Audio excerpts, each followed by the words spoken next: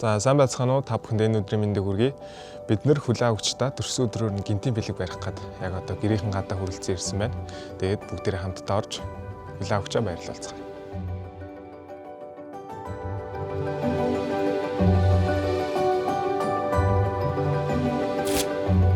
За ингээд танд юуны өмнө төрсөн өдрийн мэнд хүргье. Тэгээд энэ хүү сайхан цэцгийн баглаг шоколадын амт танд төрсөн өдрийн мэнд хүргэж явуулсан байна.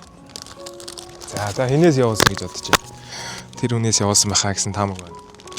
За эхнэрээс маань ирсэн болов гэж бодож байна. За би хоёуланд нь бас мэдлэгээний үг ирсэн байгаа. Тэгээд мэдлэгээний үгийг би танд уншаад өгье.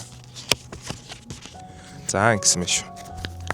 Гэрт минь нүмер болсон, гарт минь түшиг болсон, нэрэнд минь чимэг болсон, нэгэн биенд минь хань болж яваа. Хайр тань чамдаа хайртай шүү. Чамдаа төрсөн өдрийн баярын мэндийг хүргье. Эхнэр буян тогтох, хүү инх нам, хүү инх бэлэг нарааснаа гэд. Төрсөн өдрийн мэнд хүргье гэд танд явуулсан байна. За. Ерөн цэцэг өмнө авч ирсэн үү? Цэцэг хүрээд хурж ирнэ гэж бодож байвал ямар сэтгэл төрж байна? Ер нь цэцэг авч байгаагүй. Тий. Авч болов тийгүй. Гинтийн байвал. Гинтийн байлаа, баярлалаа.